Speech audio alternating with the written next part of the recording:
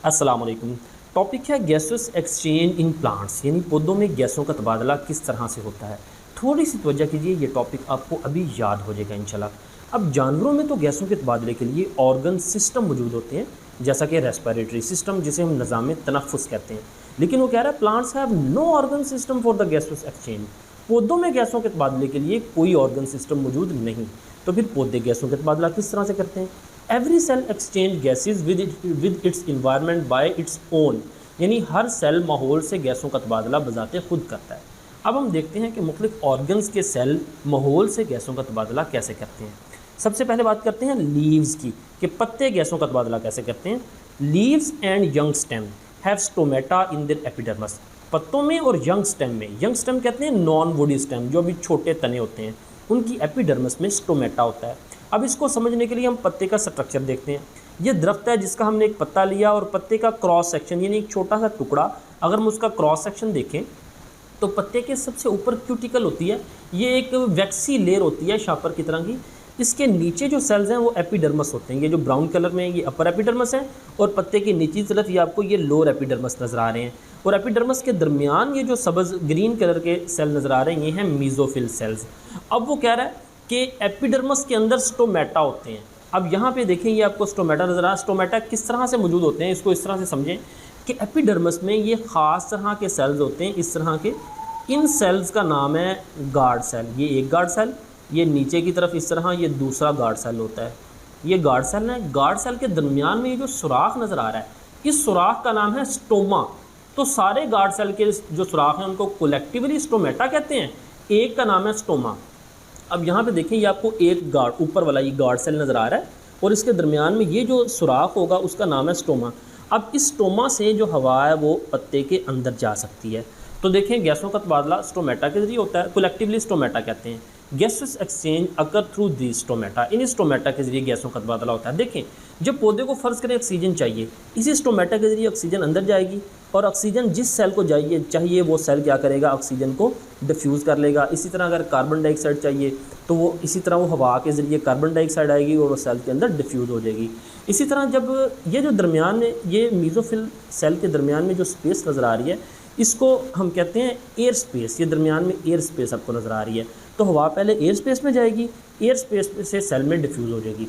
इसी तरह सेल ने अगर कोई गैस खारिज करनी है, मसलन फोटोसिंथेसिस में सेल ऑक्सीजन खारिज करते हैं, तो ऑक्सीजन पहले एयर स्पेस में आएगी और फिर एयर स्पेस से इस स्टोमेटा के ज़रिए बाहर निकल जाएगी। तो ये इस तरह से गैसों का तबादला होता है। Inner cell of the leave, inner cell से मुराद ये mesophyll cell and stem also have air space among them.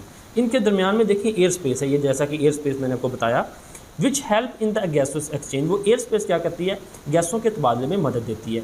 याद रखिए स्टोमेटा ग्रीन पोर्शन में होते हैं, और हमें पता है ग्रीन पोर्शन पत्ते हैं, या जब स्टेम छोटा होता है तब वो ग्रीन होता है। इसी तरह थोड़ी सी जो गैसेस एक्सचेंज है वो क्यूटिकल के जरिए भी होती है।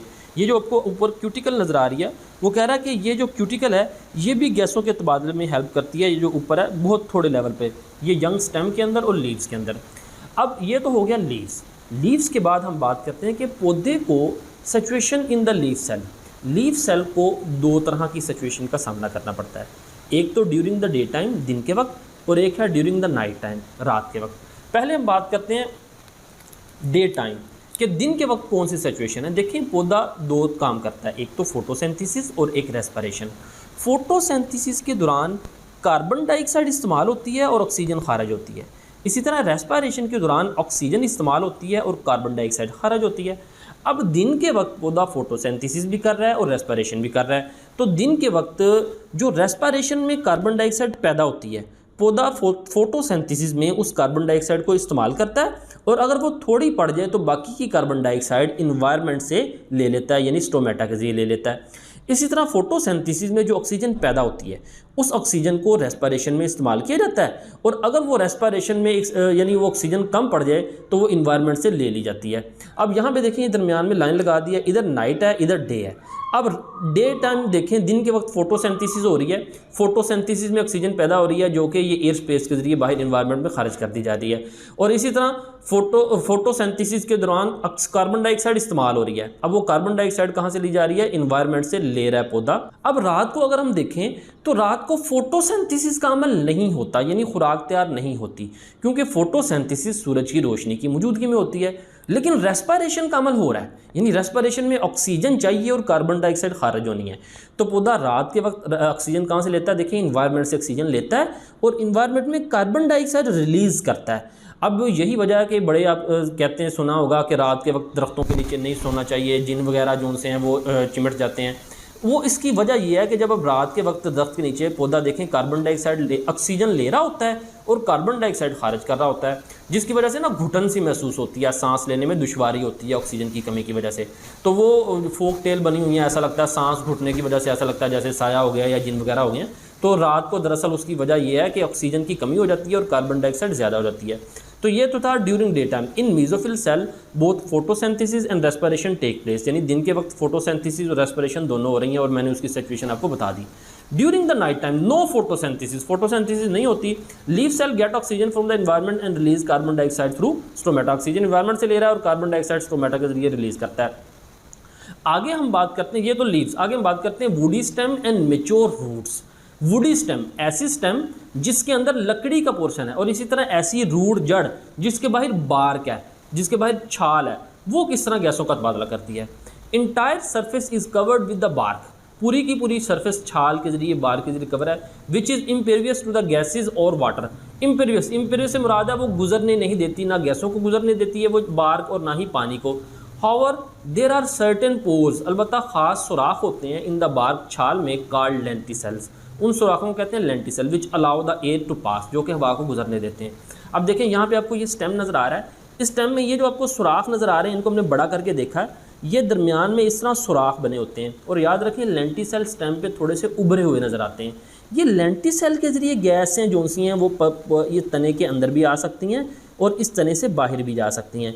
लिहाजा वुडी स्टेम यानी बड़ा स्टेम और बड़ी जो रूट्स हैं वो लेंटिसेल्स के ज़रिए गैसों का तबादला करती हैं। फिर हम बात करते हैं एक्वेटिक प्लांट्स। एक्वेटिक प्लांट्स कहते हैं जो पानी के अंदर पौधे होते हैं। Aquatic plants gate oxygen dissolve in water and release carbon dioxide in the water. अब देखें जिस तरह फ़ज़ा के अंदर ऑक्सीजन और कार्बन डाइऑक्साइड मौजूद है, पानी के अंदर भी ऑक्सीजन और कार्बन डाइऑक्साइड डिजॉल्व फॉर्म में मौजूद होती है, अलबत्ता उसकी मिकदार कम होती है। तो एक्वेटिक प्लांट्स उसी डिजॉल्व ऑक्सीजन को हासिल करते हैं पानी से, और अगर कार्बन डाइऑक्साइड ज़्यादा पड़ जाए तो पानी के अंदर इसको रिलीज़ कर देते हैं। अब बात करते हैं यंग रूट्स की। ये हमने मेच्योर रूट्स की तो बात कर ली, इसी तरह हमने यहाँ पे यंग स्टेम की भी बात कर ली और मेच्योर स्टेम की भी यहाँ पे बात कर ली। अब हम यंग रूट्स की बात करते हैं। छोटी जो जड़ें होती हैं, gases diffuse in and out, गैसें जो सी हैं वो डिफ्यूजन के ज़रिए यानी इन एंड आउट। फ़र्ज़ करें ये आपको ये जड़ नज़र आ रही है, ये छोटी जड़ें हैं। अब जिस तरह पानी के अंदर कार्बन डाइऑक्साइड और ऑक्सीजन डिज़ोल्व फॉर्म में होती हैं, इसी तरह ज़मीन मट्टी के अंदर भी ऑक्सीजन डिज़ोल्व फॉर्म में होती है। तो अगर इस जड़ को ऑक्सीजन चाहिए तो इस डिज़ोल्व ऑक्सीजन को ये क्या करती है, डिफ्यूजन के ज़रिए, डिफ्यूजन यानी high to lower concentration, diffusion के ज़रिए ऑक्सीजन अंदर आ जाती है और जो गैस रिलीज़ करनी है, कार्बन डाइऑक्साइड रिलीज़ करनी है, तो वो डिफ्यूजन के ज़रिए बाहर चली जाती है। यानी अंदर अगर उसकी मिकदार ज़्यादा होगी, बाहर कम होगी, तो वो डिफ्यूजन के ज़रिए आउट। तो gases diffuse in and out of the general surface of the young stem, यानी छोटी स्टेम की जो सरफेस है उसी सरफेस से गैसें अंदर और बाहर आती हैं। The gases are found in the soil surrounding the roots, वो गैसेज कहाँ पे होती हैं, फाउंड इन द सॉइल, मट्टी के अंदर, सराउंडिंग द रूट्स, जो कि जड़ों के इर्द गिर्द मौजूद हैं। तो ये था आज का लेक्चर, मिलते हैं अगले लेक्चर के साथ। अस्सलामु अलैकुम वरहमतुल्लाहि वबरकातुहू।